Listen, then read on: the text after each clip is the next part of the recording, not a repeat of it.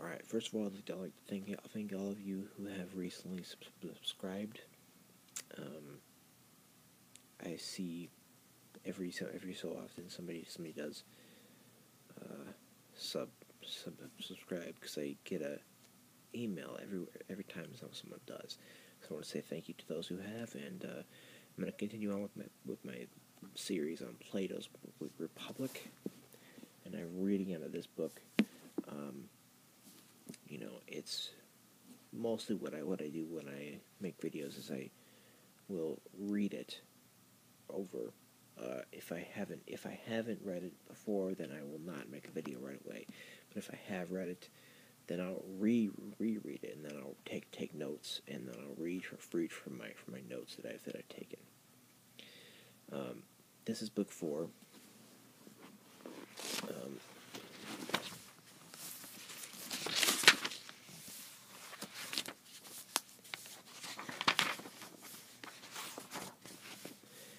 This book is where this theory of justice that Socrates has been doing all comes to fruition. All comes together.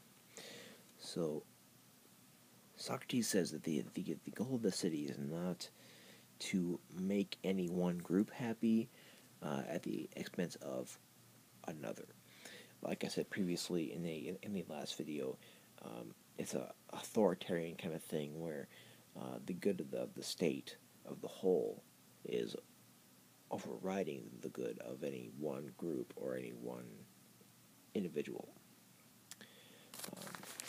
So that, I think, is a good concept, but not in the way that it's done here.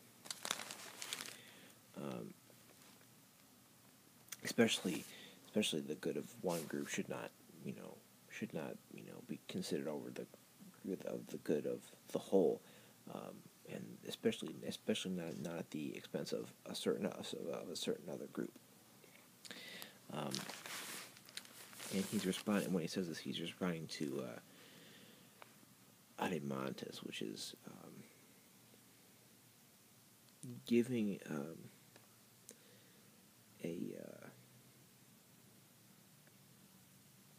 talking about private wealth when it comes to rulers. So the issue, somewhat makes me think of Karl Marx, because Karl Marx had thought of a politics of no money. That's what this is as well. It has no money. And so why can a ruler have private wealth? Why can't a ruler have wealth and have all this awesome stuff and have all this stuff? And one of the big answers is to not make a ruler or a guardian more than what they are. Principle of specialization. Then this principle is basically saying that you should occupy the roles which best suits you and best suits your place in the whole.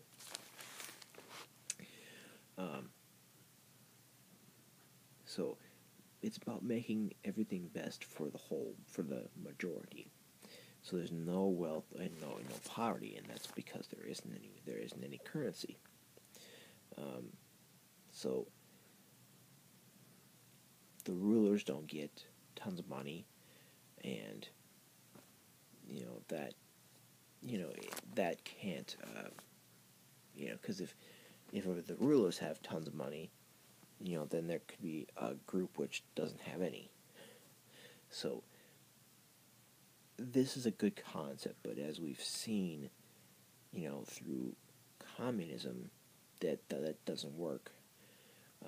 But then capitalism isn't great either. So I mean, that's a lot of political stuff. I've talked about Max Weber. I've talked about Karl Marx and Durkheim and stuff like that. So this is a good idea. This is a good starter. If you want to get a good idea or a good intro to political philosophy, Plato's Republic is a great place to start. I think it's really good. So Adimantus says a city with no money can't defend itself against outsiders or invaders.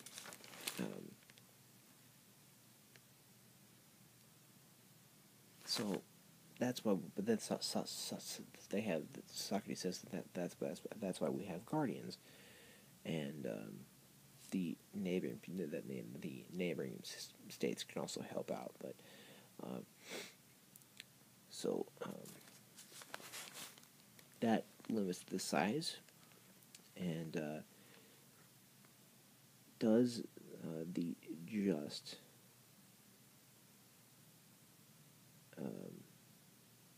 have use for laws? Does this just state have use for laws then?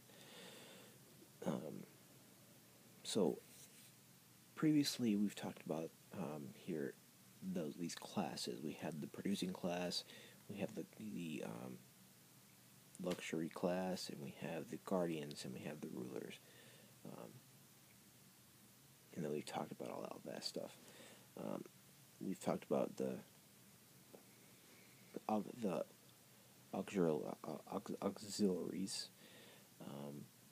Maybe I haven't. So the just city is, complete in that it has all the virtues in order to be just. The four virtues are basic to this, and that's wisdom, courage, moderation, and justice. Justice is the main one, and that's what is being gone for. Guardians, their guiding characteristic is wisdom, because they have to be educated in, that's how the shitty. That's I just said shitty. They know how the city should be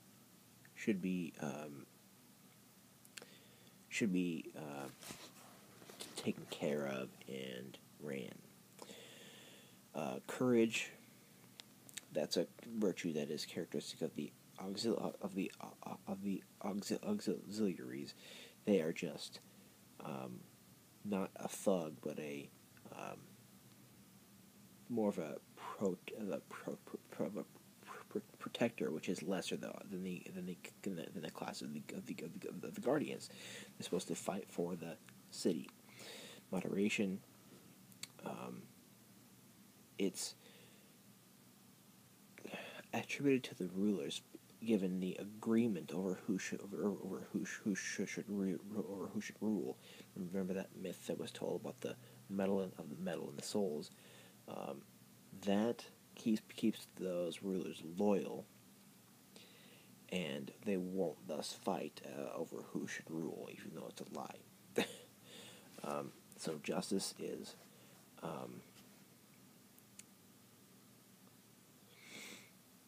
it's, let me see.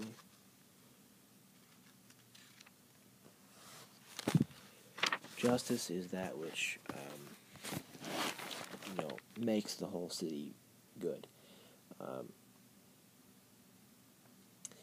And it's by the principle of specialization, and justice is here thus defined by Socrates.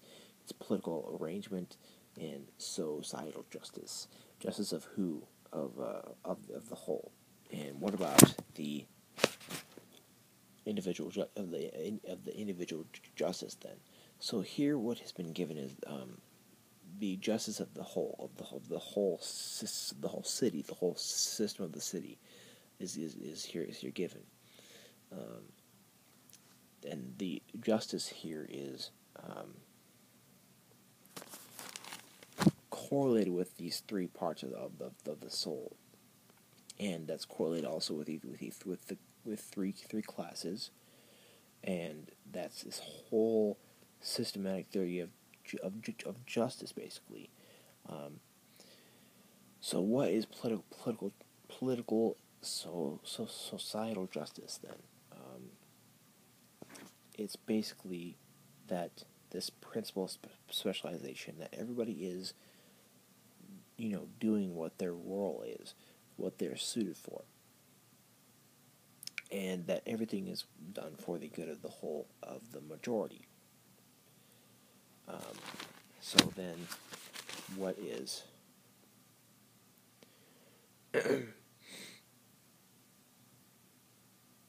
what is these three parts of the soul, which is what it's correlated with.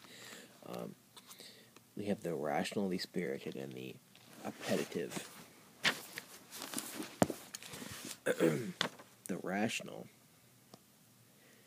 people who lust after truth, they go towards reason and knowledge,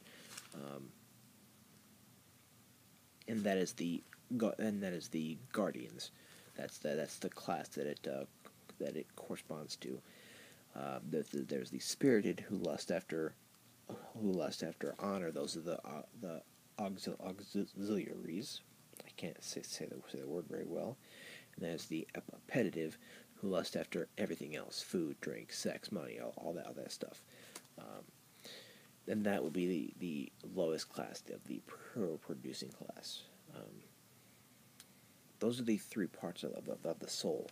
Now, whatever you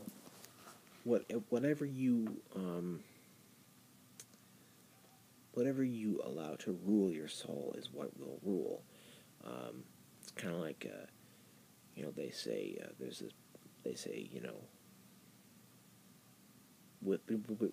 between good and evil or whatever, whichever one you feed, they're basically two wolves or whatever. This has been varied between various kind of thought.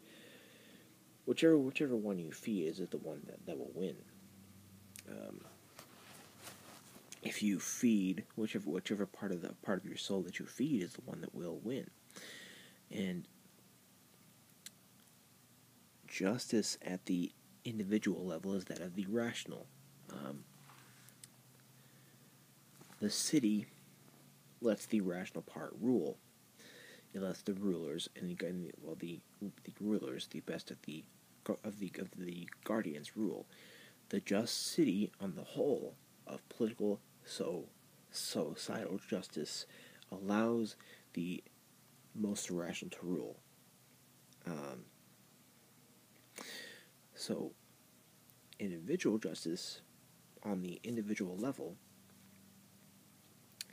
is here that of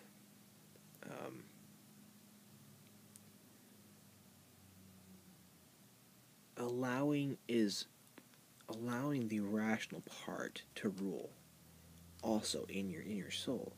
So it's much of the same. It's like a very systematic theory of justice, wherein in the soul, if you allow the rational part to rule, that is true justice. It's the result of the structure of the soul. So justice is the health of the soul. Injustice is the lack of health. So this is basically book 4, and this is the whole theory of justice, and this is what it is. Politically, I think it's we can kind of correlate this with lots of other different things here, with lots of things that have come following much later than Plato, but I just think it's cool because it's very systematic and it's very neat to kind of just kind of think about. On the individual level, I think it's very neat. Whether it's true or not, I don't know. Personally, I think that justice is giving to each that to each gets his due. Not saying not really localizing that to your friends or your enemies or whatever, but just that. Anyway, I'm going to continue. Probably can be after Monday. I have a big, huge exam on Monday, so I'll probably go further on book 5 and 6 after that. Thank you.